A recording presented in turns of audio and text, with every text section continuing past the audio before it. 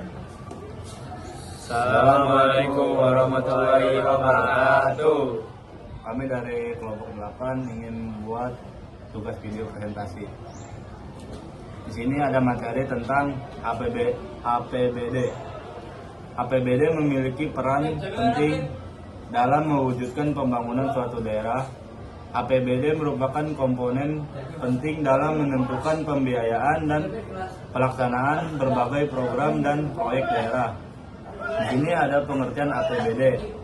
APBD adalah rencana keuangan tahunan pemerintah yang dibahas dan disetujui bersama oleh pemerintah daerah dan Dewan Perwakilan Rakyat Daerah serta ditetapkan dengan peraturan daerah.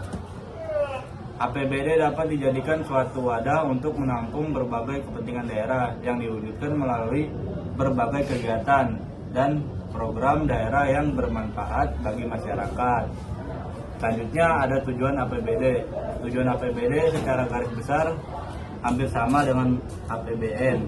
Secara umum, tujuan APBD adalah sebagai pedoman dalam mengatur pendapatan dan pengeluaran dalam pelaksanaan kegiatan pemerintah daerah. Dengan disusunnya APBD diharapkan dapat mencapai peningkatan produksi kesempatan kerja dan meningkatkan pertumbuhan ekonomi untuk kesejahteraan dan kemakmuran masyarakat di daerah. 3. Fungsi APBD berdasarkan peraturan Mendagri nomor 13 tahun 2006, fungsi-fungsi APBD yaitu sebagai berikut. A. Fungsi otoritas, yaitu anggaran daerah dijadikan sebagai sumber dalam menerapkan belanja serta pendapatan pada tahun yang bersangkutan. B. Fungsi perencanaan, yaitu anggaran daerah dijadikan sebagai sebuah pedoman dalam rangka mengolah serta merencanakan berbagai macam kegiatan daerah. C. Fungsi pengawasan, yaitu APBD dijadikan sebagai tolak ukur dalam menilai keberhasilan atau kegagalan sebuah pemerintah daerah dalam menyelenggarakan kegiatannya. D. Fungsi alokasi, yaitu anggaran daerah haruslah diarahkan untuk menciptakan lapangan kerja, mengurangi angka pengangguran, mengurangi pemborosan penggunaan sumber daya, dan meningkatkan efektivitas serta efisiensi perekonomian daerah. Fungsi distribusi, yaitu anggaran daerah wajib memprioritaskan rasa keadilan dan kepatutan. Fungsi stabilitas, yaitu anggaran daerah dijadikan sebagai sebuah alat dalam rangka memelihara dan menjaga keseimbangan dasar perekonomian daerah. Ini sumber-sumber penerimaan daerah. Penerimaan daerah dalam pelaksanaan desentralisasi terdiri atas pendapatan daerah dan pembiayaan. Berikut merupakan sumber-sumber penerimaan daerah. Pertama, pendapatan asli daerah atau PAD disebutnya. Pendapatan asli daerah adalah pendapatan yang diperoleh daerah yang dipungut berdasarkan peraturan daerah. PAD bertujuan memberikan kewenangan kepada pemerintah daerah untuk mendanai pelaksanaan otonomi daerah sesuai dengan potensi daerah sebagai perwujudan desentralisasi. Berikut merupakan sumber-sumber pendapatan asli daerah. Yang pertama ada retribusi, kedua pajak daerah, ketiga keuntungan atau laba badan usaha milik daerah atau BUMD, yang keempat pendapatan asli daerah lain-lain yang sah. Berikutnya dana perimbangan. Dana perimbangan adalah dana yang bersumber dari pendapatan APBN yang dialokasikan kepada daerah sebagai pengeluaran pemerintah pusat untuk mendanai kebutuhan belanja daerah yang meliputi dana alokasi umum atau DAU, dana alokasi khusus DAK, dan dana hasil dan bagi hasil TBH. Hal ini berdasarkan Undang-Undang Republik Indonesia Nomor 23 Tahun 2014. Berikutnya, pendapatan daerah lain-lain yang sah. Pendapatan daerah lain-lain yang sah adalah seluruh pendapatan daerah selain pendapatan hasil daerah dan dana perimbangan. Pendapatan ini meliputi hibah, dana darurat, dan jenis pendapatan lainnya sesuai dengan ketentuan peraturan perundang-undangan.